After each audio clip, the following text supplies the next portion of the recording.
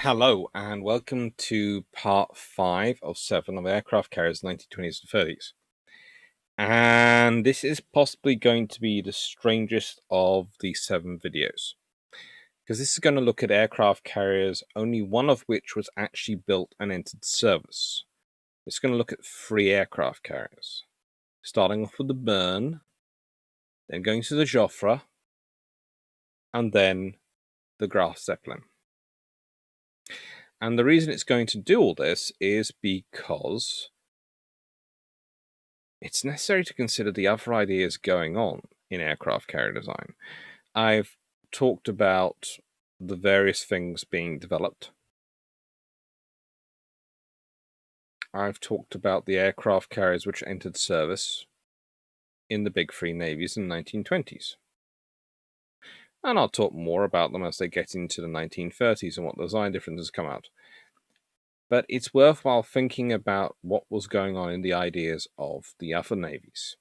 As we discussed before, the Dutch come up with the Heesmeer, which is by far superior and one of the best radar-guided, tachymetric in many ways, gun systems developed in the interwar period, and is the basis for what the British then do next and next in certain ways. So it's worthwhile taking notice of the small navies, although France probably wouldn't consider itself a small navy, and I doubt Germany would either. But they are, for the time being. So, let's start off with the Bern. And I will start by reading her description in the 1934 book. Mainly because it's worthwhile to get a starting point.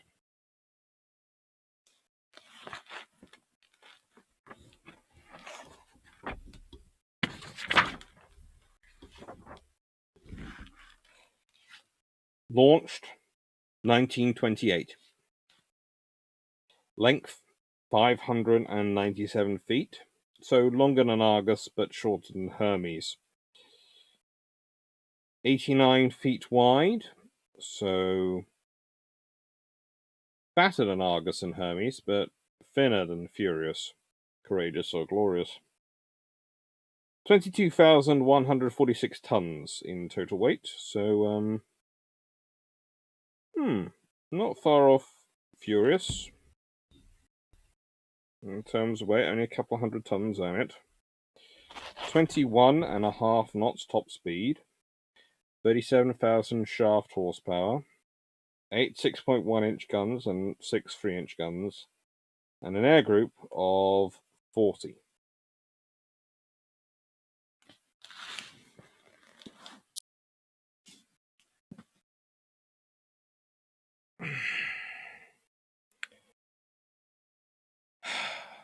Bern. She started life as a Normandy-class battleship, and the less said about them, the better. There is a reason that 5 were planned and only 1 was completed, and that was Bern as an aircraft carrier. I honestly have to say they took a design of battleship which I will never really understand why. There are so many reasons to ask the question why. Lots and lots of reasons to ask the question why on as far as the Normandy class is concerned, but Bern is completed as an aircraft carrier.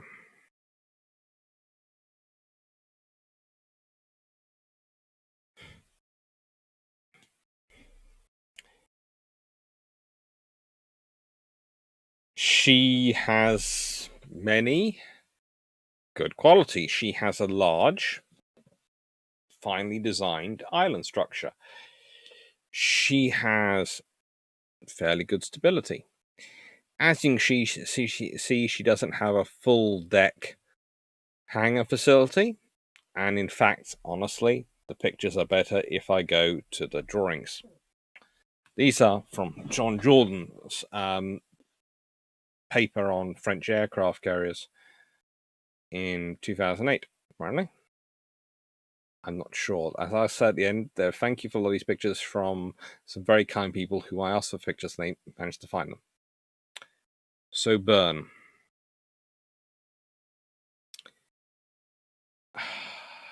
She has 3 lifts.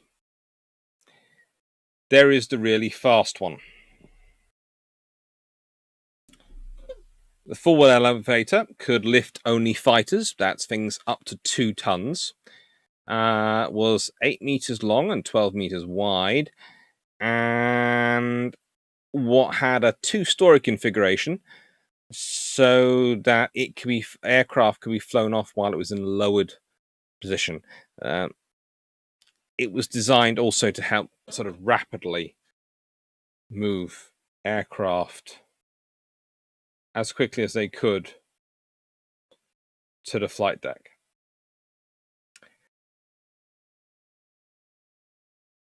The center elevator was for reconnaissance aircraft, and it could take them with their wings deployed, and was therefore 10 meters by 15 meters, could handle 5,000 kilograms, although it takes 3 minutes to complete a cycle.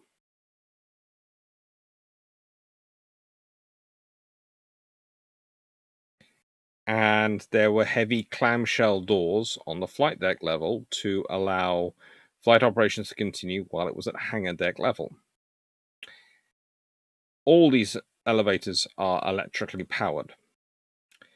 The aft elevator was 15 meters squared and designed for torpedo bombers, but was even slower, requiring 5 minutes to cycle, and had the same clamshell doors at deck level. Now, here is the thing.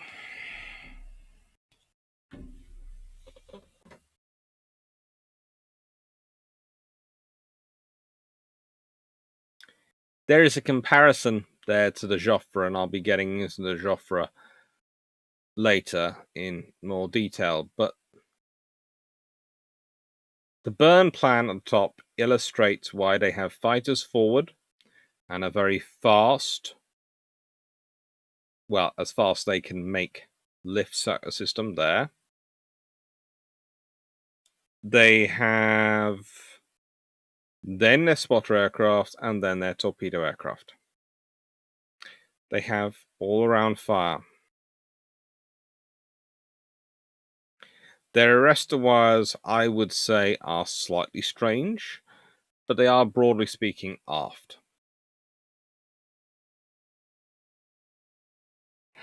Here's the thing, though. There are many interesting ideas going on here, but there are several which are not.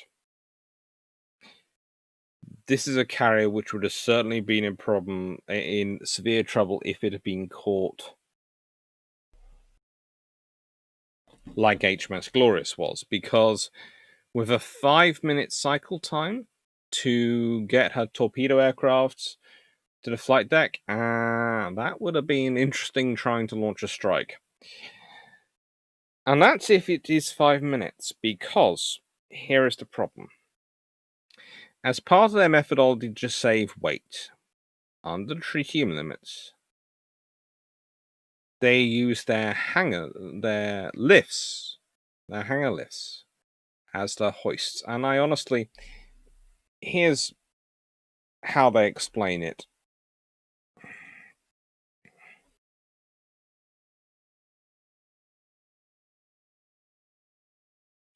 And just listen to this.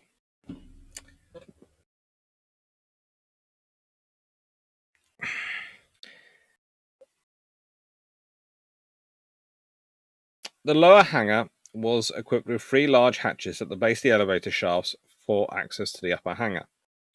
The bottoms of the elevators were fitted with rails that matched the overhead rails in the hangars.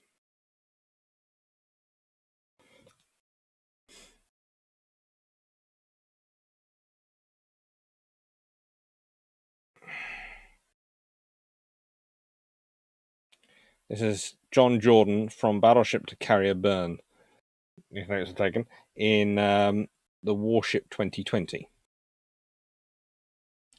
So, the lifts didn't actually serve the lower hangar.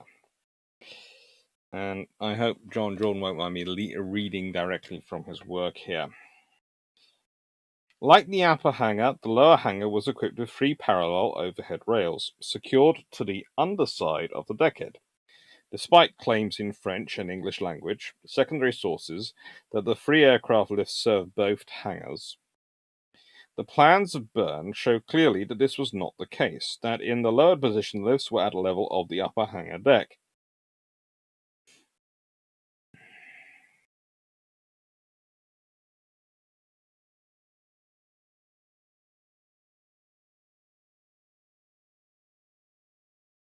A close study of the plans reveals that each of the lifts were fitted with a centerline rail on its underside that lined up with the axial rails above each of the hangar decks. If an aircraft needed to be transferred between the assembly and repair areas in a lower hangar and the upper hangar, it was suspended from the underside of the lift and raised or lowered accordingly, then moved to the desired location using the overhead rails. This would be an extremely laborious operation and makes it clear why the French regarded the upper hangar as the only one capable of actively supporting air operations. I would go further because I think John is being very nice in this point.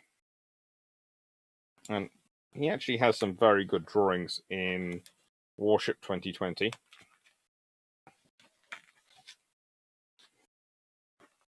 And of Byrne. Unfortunately, not of Joffre, which is annoying for me. And I use this book quite extensively to making notes. The asbestos fire curtains was something especially cool. Now, the issue I have with that, with what he's talking about, with the lower deck, the hangars being used to bring the stuff up from the lower deck, is that sounds great. But when they're operating in crane form, that's going to be rather more complicated to remove aircraft off them, for them to lift aircraft. So, whilst technically your lower deck is your maintenance deck, and your upper deck is your operations deck, and theoretically you're only moving aircraft between two when you're fixing or sending one down for repair, or when you're bringing one out that's been fixed.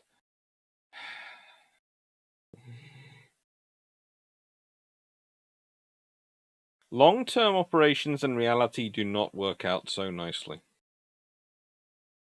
I think it's a very interesting idea. I can see why the French do it that way, because if I've got a damaged aircraft, it's far easier to move it by rails, tie it up and move it by rails, than it is to try and wheel it or move it any other way. But conversely, it makes it more difficult to load it on and off the lift when lift is coming through. They don't seem to have gone with the same policy for Joffre, although we'll never probably know. In fact, I'm going to go back to the burn a bit. Sorry, Joffre. The Burn is an interesting carrier, and it spends World War II practically in turns, so we'll never know exactly how capable it might have been. There it is, a nice picture with both of the clamshells up and the aircraft bursting out.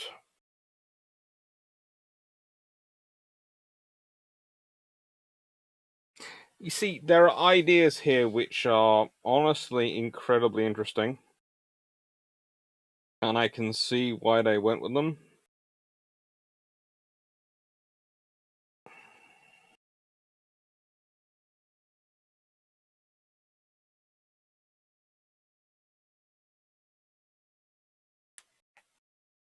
But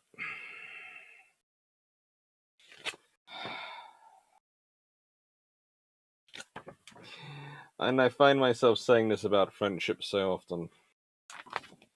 They are lovely ideas. They are wonderful ideas, and this is what there are some wonderful plans in this book, Warship 2020.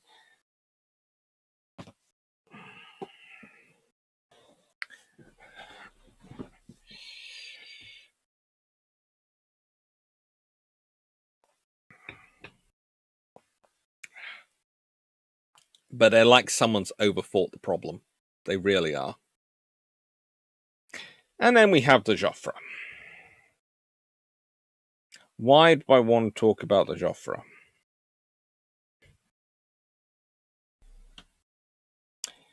Well, because the Joffre is special. The Joffre, again, is... This is again from another article by John Jordan.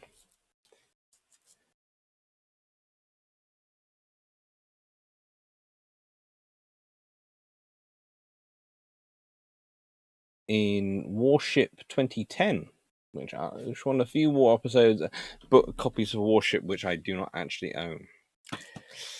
Annoying. But someone's very kindly sent me through the document through, and I've been using it for my research. I find the Joffre one of those ideas which looks so interesting on paper, but I'm also so glad for the French it wasn't built. One of the interesting things I find about it is it's supposed to take twin-engine aircraft, and if anyone has already heard on previous discussions, me and Drac have a running what-if scenario which we wind up Jamie with, which is if you've had 2 or 3 of the Hood class converted to aircraft carriers, we think the Royal Navy's Fleet Air would have ended up going down the twin-engine route, because we don't see them actually getting a lot more aircraft, so they have a lot more space for the aircraft they do have, and they have a lot bigger ships, so they might as well operate twin-engined aircraft. And all the joys that come with them. And actually, because twin-engine aircraft could offer a lot of advantages for, especially into war operations. And they start working on it. But, and I say this with a lot of love, all these glorious drawings, all that lovely picture. Let's get to the actual plan. Let's talk about this proposed ship. It was supposed to displace 18,000 tons in standard and 20,000 tons in normal. So you presume that along with the burn, they were planning on a free carrier navy, which makes sense. But this then were told in other ideas that this was being designed for the North Atlantic.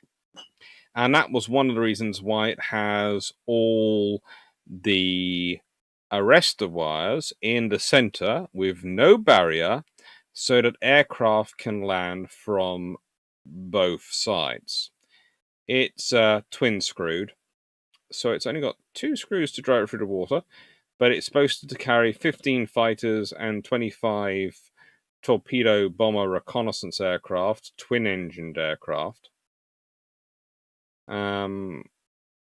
It's got an endurance of 7,000 nautical miles at 20 knots, or 3,000 nautical miles at 33 knots.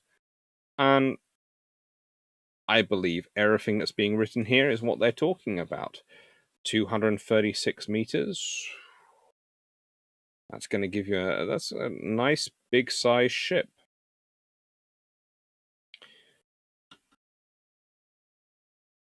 But I've immediately noticed a small issue. You've got a huge lift up front, very, very close to the front where you're taking off, where potentially maximum weight if you were landing would hit on your lift. And you've got another lift to stern, which again could potentially be hit when you're landing, unless you've got it stored down.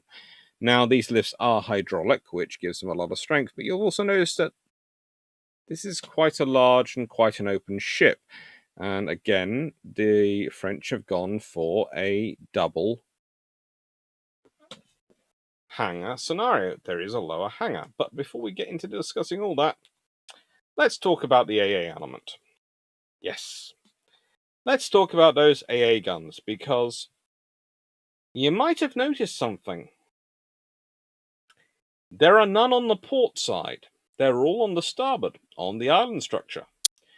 Raised up, so only the lowest guns and heaviest guns, if firing in a deflated position, or anything less than a raised position, should affect the flight deck.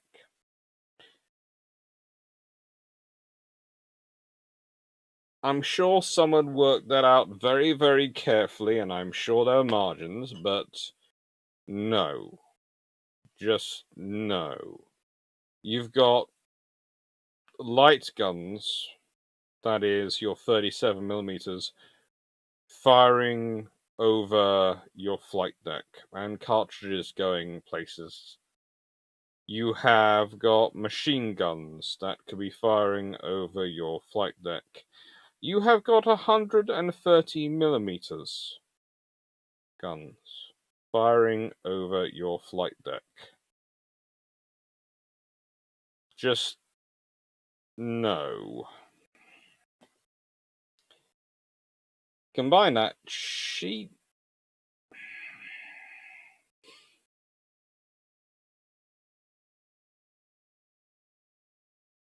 looks to be very, very high in her island structure and have a lot of weight very high on her. We're talking weight equivalent to that of Saratoga and Lexington in terms of their size, very high on her starboard side.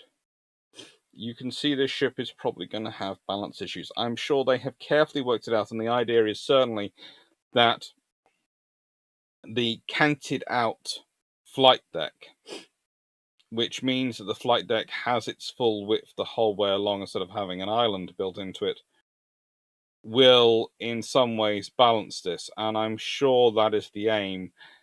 But in operations, I can see that becoming very, very problematic. And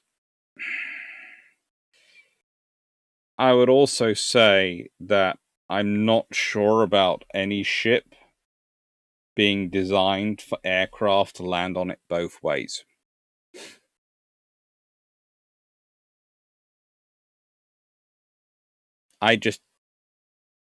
We know all the studies from Hermes, from Argus, from Eagle that the British did. We know the maximum amount of turbulence on a flight deck is next to the island structure. And those island structures are a lot smaller, a lot less complicated, and a lot more streamlined than that is. And that is where you've got your arrestor cables. And you have no barrier because you've got landing from either side. Yes, I can understand the idea. Admittedly, myself, I do not like the idea of going reverse into the wind.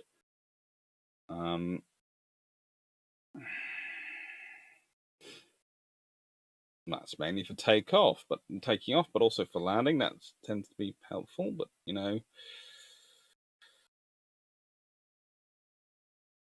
going into the wind to help with the lift when they're landing. But yeah, it's got ideas, but the ideas don't stop there. They do not stop there. So let's go further into the Joffre. Let's look at her deeply and seriously. Now, I would argue someone has got an idea in their heads again about the lower hangar being useful. And they have an intermediate lift, and different electric lift this time, to serve the lower hangar to the upper hangar. And the upper hangar is grouped into fighters forward, then reconnaissance aircraft, and then strike aircraft. But with them being 25 TBRs, they're all going to be taking up that section. So basically, you can see a fire curtain on the middle drawing, the one here, And I would reckon fighters would be forward of that fire curtain, TBRs aft. Apparently, it has stowage for 20 torpedoes. Oh my. And it has something called a hangar annex down below for spare parts and storage, which is always good. And it also has a lower hangar for maintenance. So it's going to get your aircraft out the way for maintenance. And apparently all the aircraft can be stored, all 40 aircraft can be stored in the upper flight deck. They have a warm-up area, and theoretically that allows you to get your fighters or other things up onto the flight deck ready to take off with that aft lift. It's a very interesting idea, that aft lift, from that perspective, in that you can literally take off and then they have the full length of the flight deck to take off. As I suppose theoretically, well, I'm not sure how you're going to do that with the forward the TBR being lifted off the forward lift. That just is orientated to take off that way, but I wouldn't like to take off with that little space. But again, I'm sure they worked out all the maths on it, and it is a really detailed design. You have to remember the French had been working on designing aircraft carriers basically since they launched the Burn. There had been the PA-1, which had an island to port rather than starboard.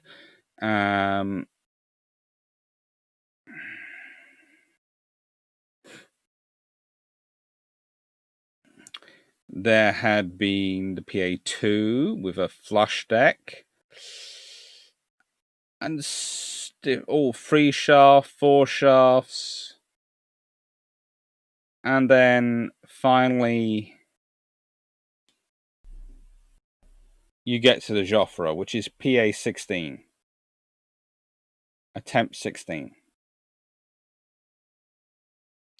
And it's practicing all the lessons learnt with the Burn. Air operations aboard the Burn had suffered from time of her completion from the poor design and layout of the flight deck and lifts. The early configuration of the flight deck was inspired by that of the contemporary British carriers Hermes and Eagle. It was sharply tapered at the bow and stern, where it was also inclined towards downwards to improve airflow over the deck and to minimize the risk of prangs by aircraft landing on. The usable horizontal area of the flight deck proved too small. And this is something which I think they were going to learn here, because let's be honest, if you're planning aircraft can learn for either direction, and you have no barrier, and your arrestor cables are going to be in the most turbulent part of your ship in the center of your flight deck, you have no ability to do a deck park. And if you look at those guns and the probable stability calculations, yes, theoretically, you could add some various versions of sponsons and British tricks to create a bit of a deck park for yourself on the flight deck, but yeah, that's not going to be a good place to be.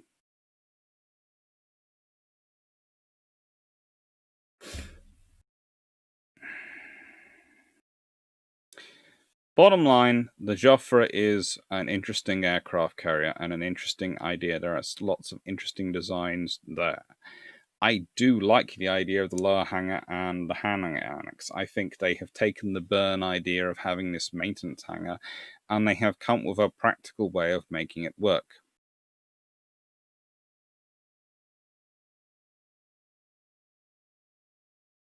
And the fact that they have 2 doors between the hangar annex, the lower hangar, that's a way of preserving things and stopping there being a problem.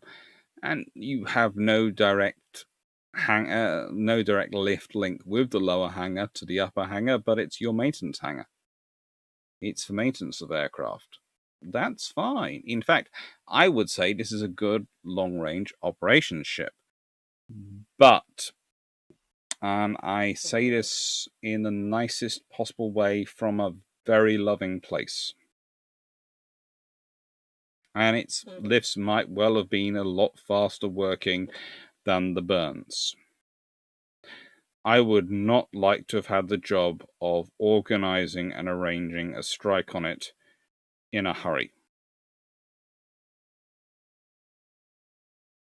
And I say this knowing the British the difference of the British designs, where they do have a lift forward and aft, and actually those aircraft cannot come up fully worked, cannot come up fully spread. They have to be folded. I can understand all that looking at those limitations, but you've got no place to be conducting flight operations while still organizing your aircraft. You can't do deck parking, and therefore you can't have any operations going on while you're arranging your strike and you're reining up. Think about that. Basically, if you have fighters doing air defense and you are trying to range up a strike, and your fighters need to rearm or refuel quickly to get back up there because you have more enemy coming in, you either have to launch the strike aircraft you have on deck as quickly as you can as they're coming in, and then go with the strike of whatever you have, or you tell the fighters they can't come down, and then you've got the strike coming in and nothing to stop it, or you strike the strike group down as quickly as you can before the fighters come in. It just, yes, they can do all the preps down below and get them up ready going. I know all that. I just, yeah, it just, there are a lot of good ideas here. Very interesting ideas, which means I don't want to spend my time panning it.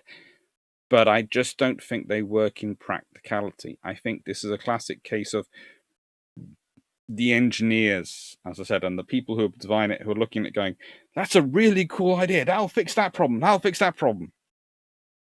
And like with the burn and those lifts being used as hoists, I don't think they thought it through to the point of view, once they're in operation, they'll be going, and it's created this problem.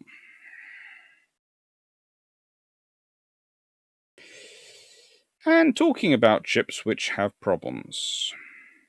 Oh, happy days. The Graf Zeppelin. The Graf Zeppelin. Now, these suffer from 4 different problems. 1, the Germans had no prior experience of operating an aircraft carrier.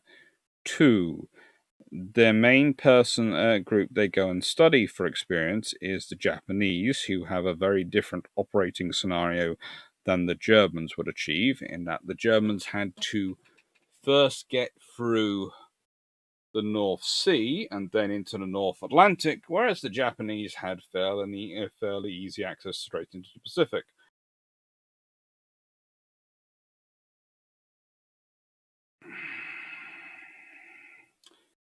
Three, the Imperial Japanese Navy enjoyed control over its fleet air arm.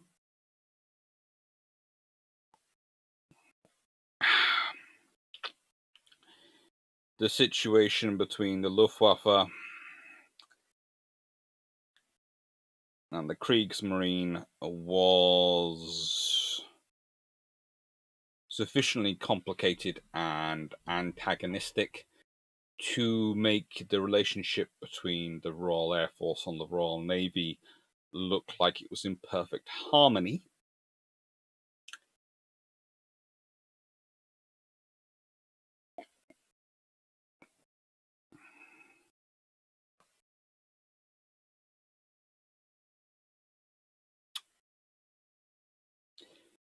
And the biggest problem is they don't really know what they want them for. They honestly don't. Are they commerce raiders? Are they going to be armed to take on commerce raiders? Do they have cruiser-type guns so they can go commerce raiding solo? Royal Navy would have loved to hear an aircraft carrier was out on its own, wandering around the oceans, trying to being a threat on its own. It would be a threat, but you know, it's also the sort of scenario they're on. They'd be going, "Yay!"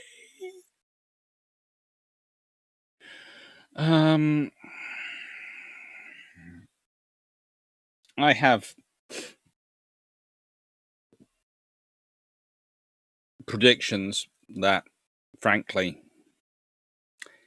if they had managed to get one of these built, it wouldn't have lasted that long.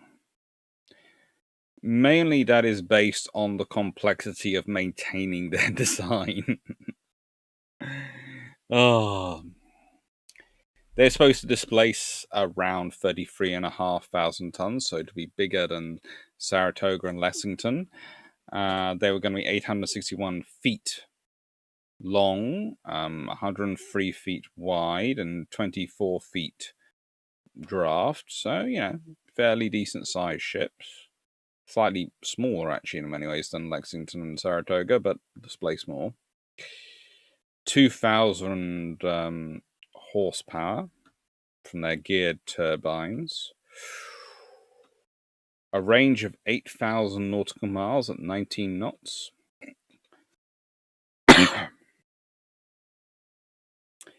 And able to carry 43 aircraft. Now, in 1939, that was supposed to be 10 Messerschmitt Bf-109T fighters, 13 Junkers Ju-87C dive bombers, and 20 Fischler F-167 biplane torpedo bombers. Yeah, not just the Royal Navy going for a biplane for its torpedo strike aircraft. Eventually, they would evolve that to 15 Messerschmitt Me-155 fighters and 28 Ju-87E dive bombers / torpedo bombers.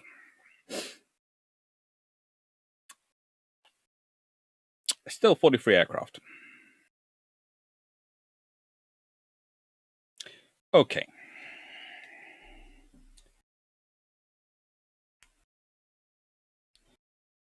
Basically, the problem for the Germans is this. We've been over their information sources. Then you have the fact that they are fighting a war. They had planned to build 4 of these. They've been planning on war in the mid-1940s. The people in charge miscalculated, as they often do. And they found themselves at war a lot earlier.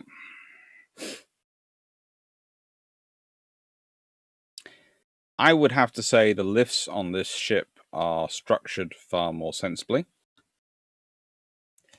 But you can see that better in the next set of pictures. They have accelerators. They have lots of things there which are going to help them get the best out of this ship. And they even have a sort of track system, a set of rails that led back from the catapults to the forward and midship elevators. The idea was that once the aircraft had landed back on the carrier, they would be dropped down inside using the afterlift, and from there they would be craned into these tracks, which would stop them rocking around. It's an engineeringly, theoretically perfect solution to save your aircraft and stabilize things and make things very, very strong and maximally perfect. But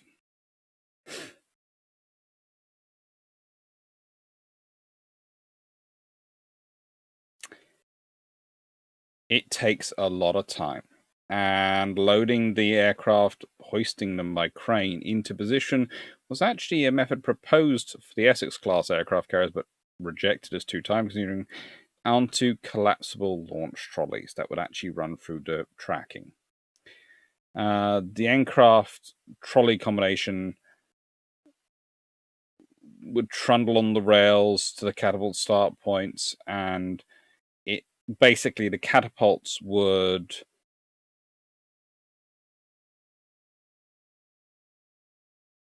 act on the trolleys rather than the aircraft. This was a way to further support land-based aircraft being adapted to sea-based operations to try and reduce the strain on the actual airframe.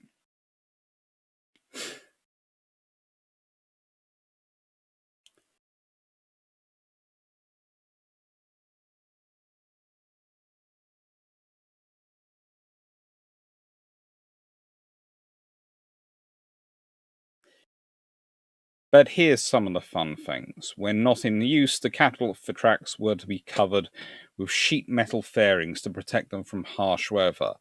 That's going to make rapid use nice in the North Sea. Theoretically, though, the system could achieve a launch rate of one aircraft every 30 seconds before exhausting the catapult air reservoirs.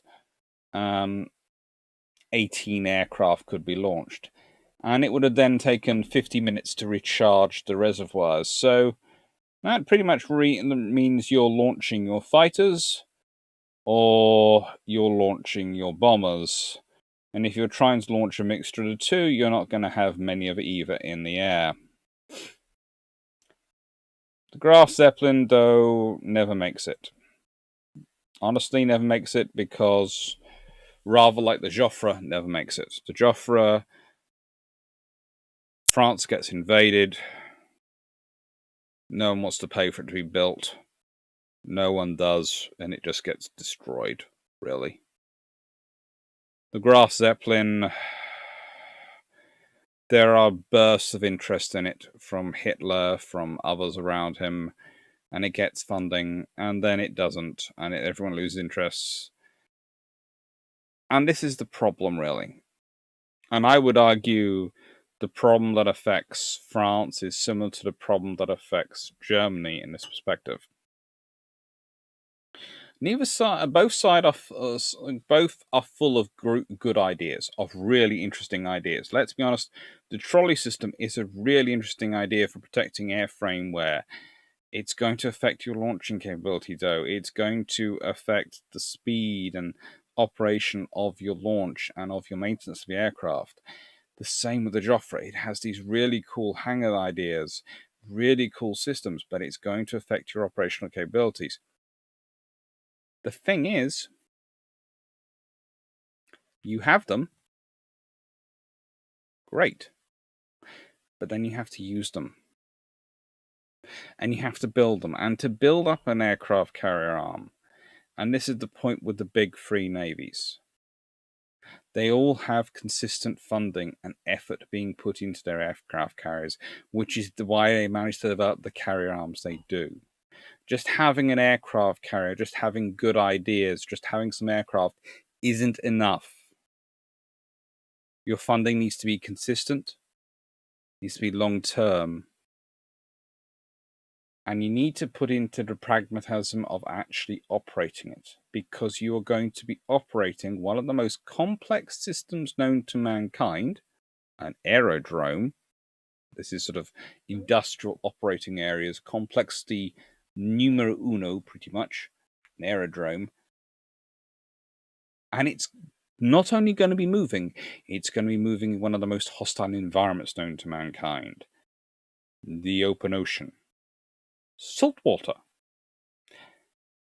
Metal fairings on a trolley track system which requires compressed air and everything working perfectly to operate. How long till it breaks down, do we think? In the North Sea? North Atlantic? I mean, literally, just leave it in Norway long enough. That's it if I ever got there.